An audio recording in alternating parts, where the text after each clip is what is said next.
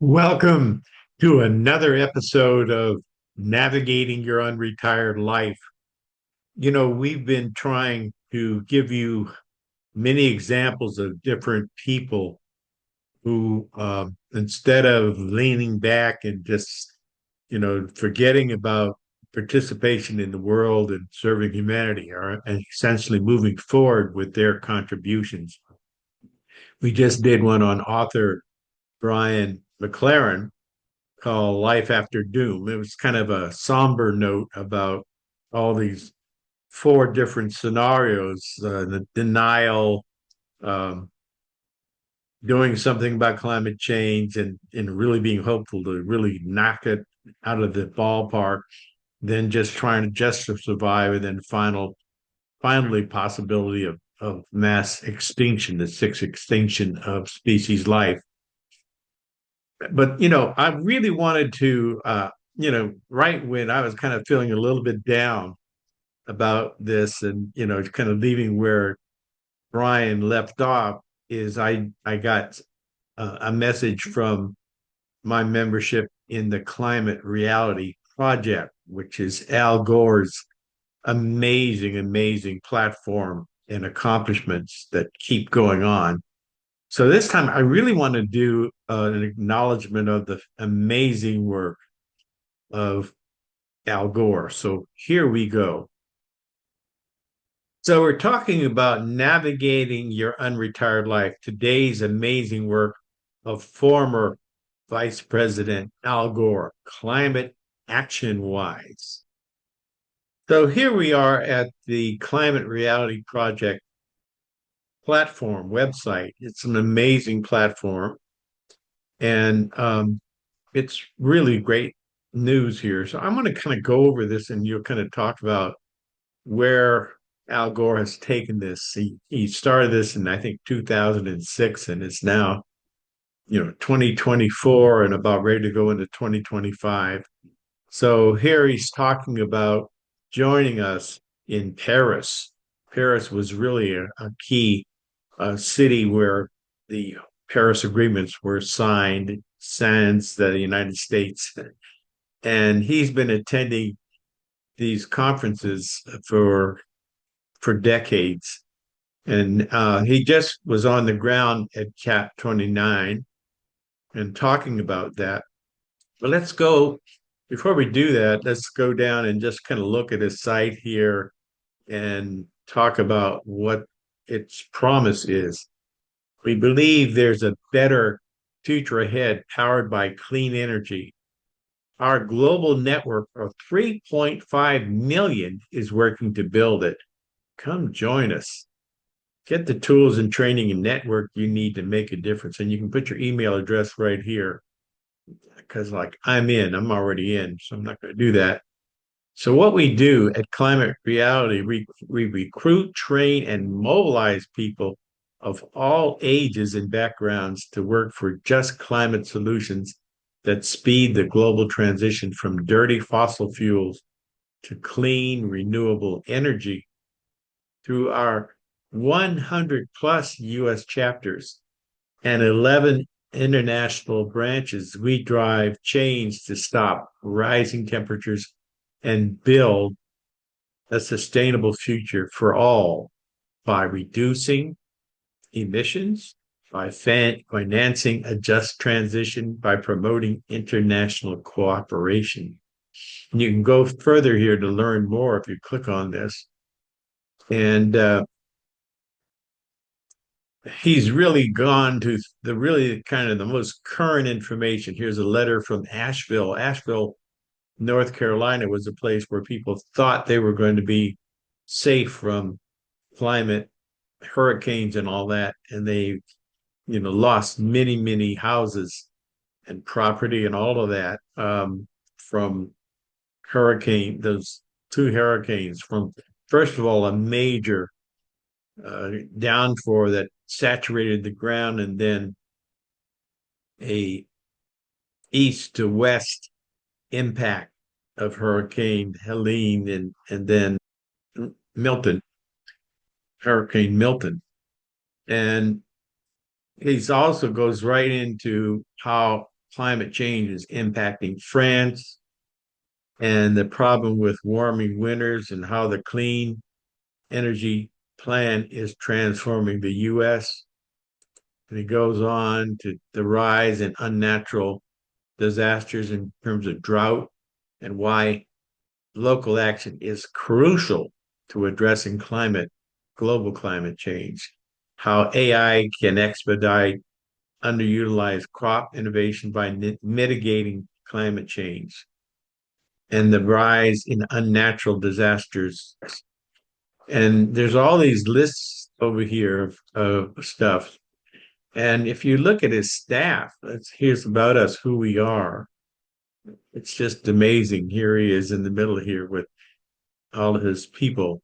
That's Phillips Catino, who introduced the world at his climate at COP29. And we are climate reality. And there's a kind of a video that talks about that. Their board of directors is headed up by President Gore. And, he has all these people, that are on the board that are doing meaningful work. Then he's got his branch managers. He has 11 branch managers across the world. They're in all these continents. And then there's his staff, which is diverse, people from all over the world serving the Climate Reality Project. And then, he gets down to, he just keeps going on and on and on in terms of look at all these people that are doing their part here. And then he has a really nice thing on their financials as the nonprofit and where they're spending their money and doing that. What's really impressive, what really moved me recently was a video on YouTube called Raising Ambition, which kind of is a precursor to announcing their major climate ambition tour that's going to be happening in 2025. And so this was an assembly of all the people, all the branch directors from all over the world at COP29 in Baku, in Azerbaijan, which is really a petro state. And there was some real frustration here for the last three COPs. But anyway, I'm going to go ahead and play this for you. All that moisture into the sky, you know the story, and that atmospheric river came over Valencia. More than 200 people killed. There are thousands of homes destroyed by it. And I've been seeing on the news the massive protests and public outrage in Valencia aimed at the regional government. I'm not adding my voice to that. I don't know the details of what they did and didn't do. But I think people ought to pay attention to it because public officials and others all over the world better prepare themselves for what is coming.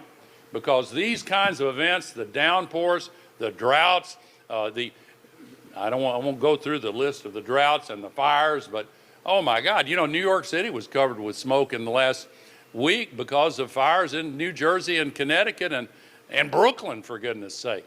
But the big fires are in Canada and in the West. And you can go through the list of these catastrophes, and they all add up to just an unacceptably high cost. So this is really something that it obviously has to be addressed. And that's why this grassroots movement for action is so important. Because we have gotten to the point where the development of the alternatives to fossil fuels, and let's be clear, the climate crisis is a fossil fuel crisis in the main. 80% of all the global warming pollution comes from burning fossil fuels. But now we clearly have something better. And the good news begins with this statistic. If you look at all of the new electricity generation installed worldwide last year, 87% of it was renewable energy. And renewable energy is now a bigger source of electricity than coal, a bigger source than gas. So we're making progress, and the market-driven choices are turning people away from building any new fossil fuel facilities for generating electricity, the renewable energy continues to get cheaper. The EV revolution is really taking hold. You hear about it slowing down over the past year, maybe slightly, but not that much.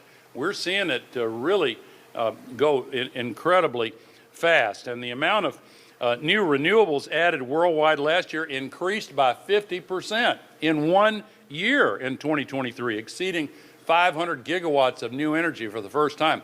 A lot of it in China, by the way.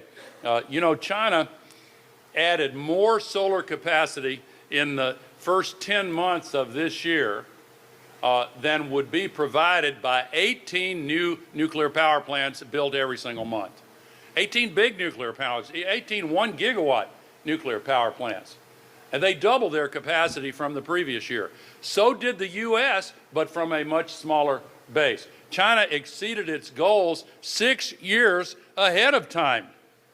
And now they've asked to be measured differently. Instead of on the reduction in energy intensity, they are now being asked to be measured on the amount of their emissions. That's a good sign, because they've now built up so much capacity, they can start turning off those coal plants they've been building, tragically, much more often. They've been operating at 50% capacity because the droughts have cut back on their hydroelectric power, and they've faced a lot of nervousness from regional governments that there might be unemployment if their factories run out of electricity. So they built these standby coal plants, and you might say they're kind of coal peaker plants, which is ridiculous, but they've got the power and the money to do it, so they have. But now they're poised to make a big shift, and in the years ahead, watch for China to claim global leadership in accelerating this shift. And all of a sudden, the West is vulnerable to being characterized as the bad guys in this. But we've got to recognize that the solution for this crisis is well in hand. We've got the technologies. The IEA said we've got everything we need for 50% reductions and a clear line of sight to the remaining 50%. But here's the twist in this. Most all of the new renewable energy is being built in the rich countries. And I'm glad we're building more energy, solar and wind there. But 100% of the increased emissions in the years going forward will come from the developing countries. 100%. So we need to continue deploying it in the rich countries, but we need to deploy it in the developing countries as well. And as some of you may have heard me say, it is a disgrace under the conditions we're now facing that the entire continent of Africa has fewer solar panels installed than the single U.S. state of Florida. And Florida is not the most not the heaviest user of solar energy. Probably should be with all the sun they have, but it's not. It's lagged behind because of political leadership and the power of the electric utilities that don't want it. They've slowed it down.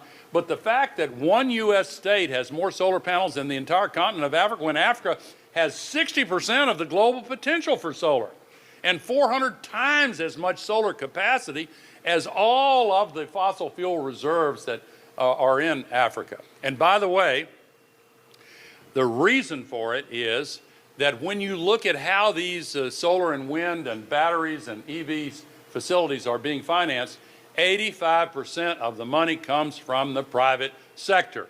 That's how most development takes place in this world. But access to private capital in developing countries is not only unequal, many of them are basically walled off from access to private capital. In Nigeria, they can often be charged interest rates that are 7 times higher than what is paid in the U.S. or the EU. But that's where we need to really be focusing the building of much more clean energy so that we can shut down this fossil fuel jihad. The fossil fuel companies are rushing into Africa. They call it a gas rush. We'll talk about that on this panel a little bit. But if you look at all the infrastructure that is being built and proposed in Africa for gas pipelines, oil pipelines, refineries, LNG terminals, new coal mines. They're planning many new coal mines and oil wells. It's crazy. But of course, the fossil fuel companies benefit, and they don't have the same difficulty in getting access to financing that the renewable energy companies and investors have. I'm going to encourage you. I'm at the bottom of this video. There's going to be a link to you watch this whole Raising Ambitions video. This is another example of a person. He's 76 years old right now, born in 1948. And he's gone through many, many, many challenges and lost some, had many obstacles. He ran for president and lost. And but you see what he did, and he's one of the first who published that and won awards for an inconvenient truth, which kind of raised the rest of the awareness of the world to the fact that this climate change wasn't a convenient truth. So anyway, thank you so much. If you need to know more about where we're going, this is another example of people are front runners who can be instructive in their lives for us to step up to the plate. And you don't have to lead the climate action reality project, but you surely can join. I've joined, and it's great. That platform is just an amazing way that you can actually reach other people from all around the world. He has a network of 3.5 million people across all the continents and island nations. And so, if there's any hope, there's any chance that we could really do much to mitigate climate change and make life better for not only humanity, but for all species life, this group is really key. And Al Gore's work is absolutely amazing. So thank you so much. If you need to talk to me directly about this, you can text or call me at 206-920-8067. You can you can email me at support@newworldcom.com. You can visit my website at newworldcom.com, and let's talk. Let's talk. If you like where we're going with this series, really subscribe to my channel so you can be apprised of every new release that we do. We're doing them basically once a week. We're trying to. And we're going to have other people, ordinary people who are helping, and we're showing them how to produce videos so they can have a voice in their articulation of their skills and their hopes and their challenges, that we all need to come together across generations, across genders, across communities, including communities of color, including global communities in developing countries, across the planet, across all market sectors, in a timely and powerfully good way. So thank you so much, and I look forward to working with you.